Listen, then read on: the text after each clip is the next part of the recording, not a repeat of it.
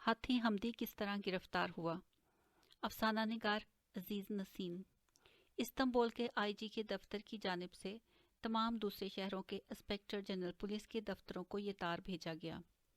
35 سالہ، لمبے قد کا، 200 کلو وزن، ہلکے بھورے بال والا، آگے سے 3 دانت ٹوٹے ہوئے، اوپر کے جبڑے کی ایک داڑھ بھری ہوئی، نیچے کے جبڑے کے سامنے والے دانتوں میں سے ایک دانت سونے کا، براؤن رنگ کے دھاری دار کپڑے پہنے ہوئے، بال کافی حد تک گرے ہوئے، احمقانہ چہرہ اور براؤن آنکھوں والا ہاتھی حمدی نامی پیشہ ور نو سرباز، تجربہ کار مجرم 3 دن 3 رات کوٹری میں بہت ہی دل جمی اور توجہ کے ساتھ نگرانی کرنے کی وجہ سے نیند سے محروم رہ کر پریشان حال ملازموں کے راستے میں جاتے ہوئے سو جانے کی وجہ سے ان کے قبضے سے چھوٹ کر فرار ہو گیا ہے۔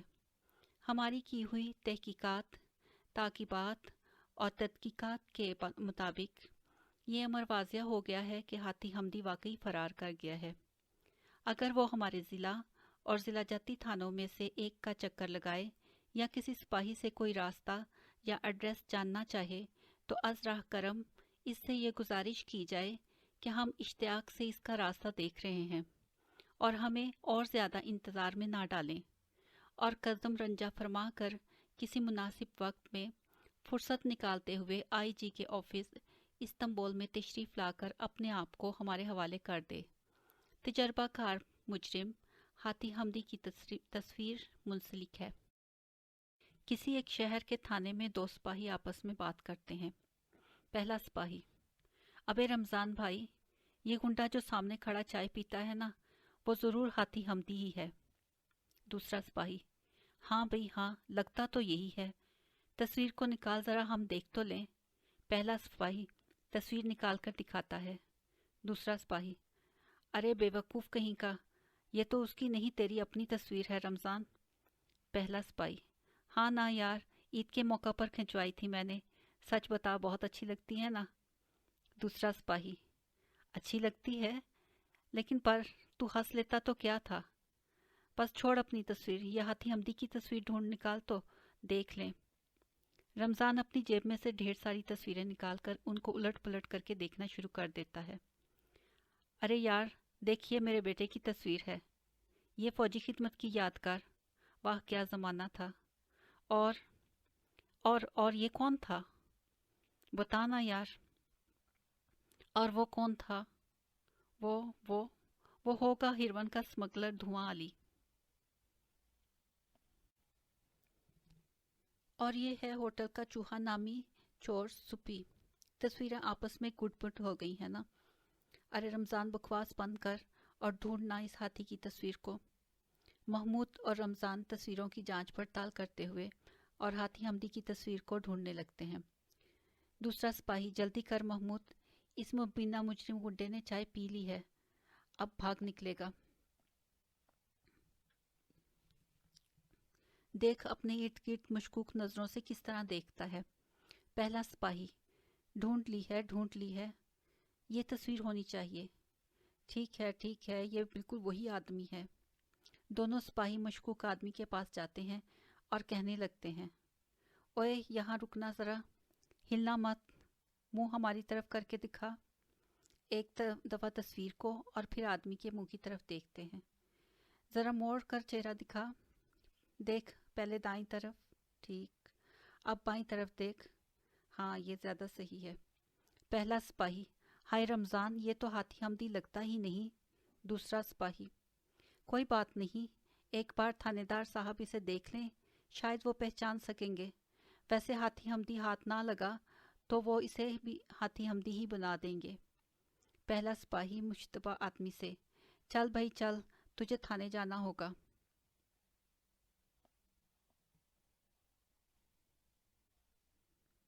کسی دوسرے شہر کے بازار میں ایک جگہ پر 2 سپاہی گفتگو کرتے ہیں۔ پہلا سپاہی: ابے شکرو، یہ تو بہت بری بات ہوئی نا، رات بھر تو ہم سارے شہر کی خاک چھانتے رہے، اس گنڈے ہاتھی حمدی کو پکڑ نہیں سکے۔ دوسرا سپاہی: ذرا دیکھ تو سامنے والا یہ آدمی کوئی معلوم وہ نہ ہو۔ پہلا سپاہی: شاید وہی ہوگا، چل پوچھ لیتے ہیں۔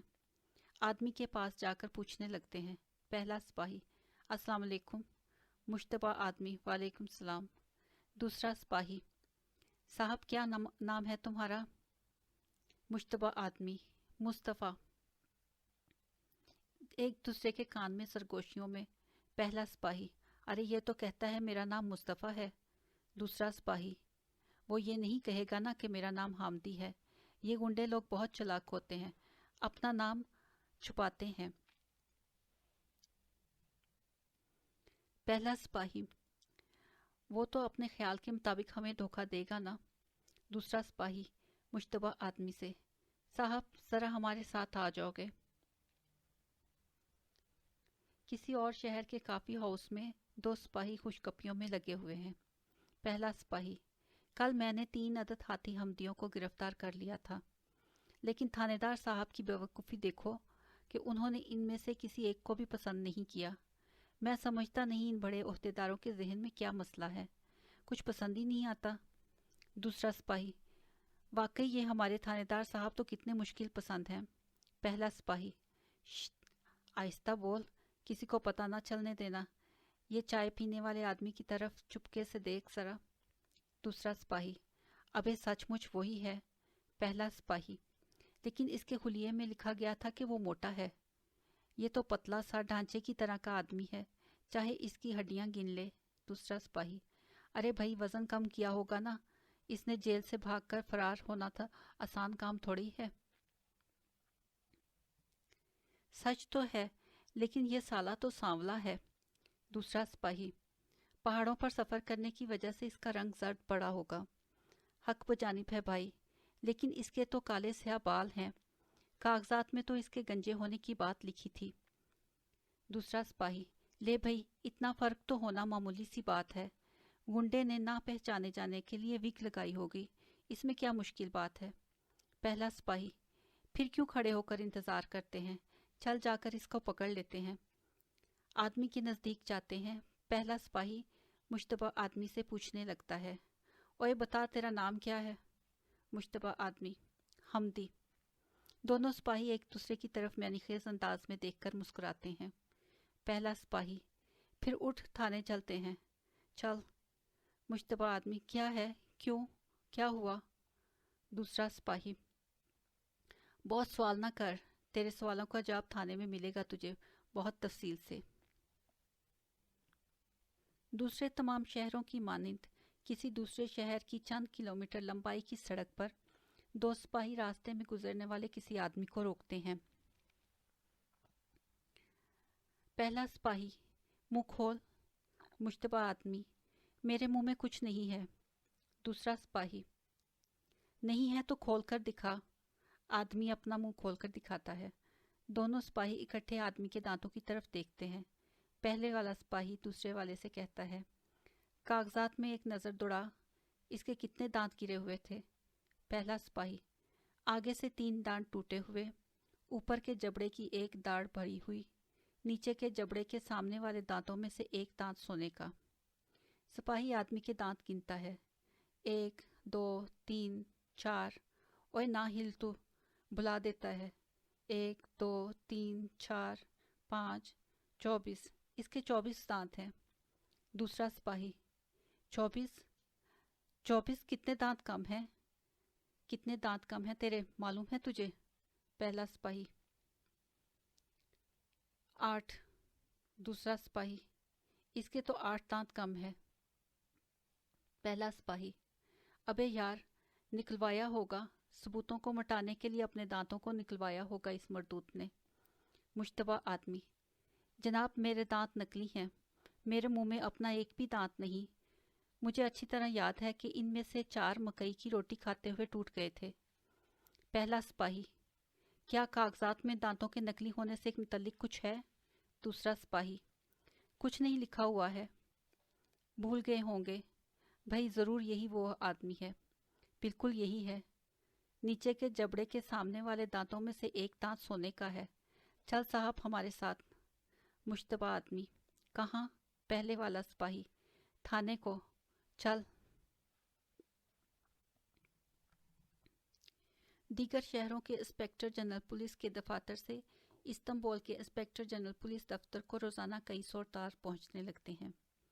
محررہ فلاں فلاں، نمبر فلاں فلاں والے تار کا جواب ہے: ہمارے شہر کی حدود کے اندر 14 ہاتھی ہمدی گرفتار ہوئے ہیں، جن میں سے 8 کے نیچے کے جبڑے کے سامنے والے دانتوں میں سے ایک دانت سونے کا ہے۔ ہمارا مؤدبانہ التماس ہے کہ یہ تعداد آپ کی مطلوبہ مقدار پر پوری اترتی ہے یا نہیں، اور مجرم کی تلاش جاری رہے گی یا نہیں، اس مسئلے پر ہمیں حکم جاری کیا جائے۔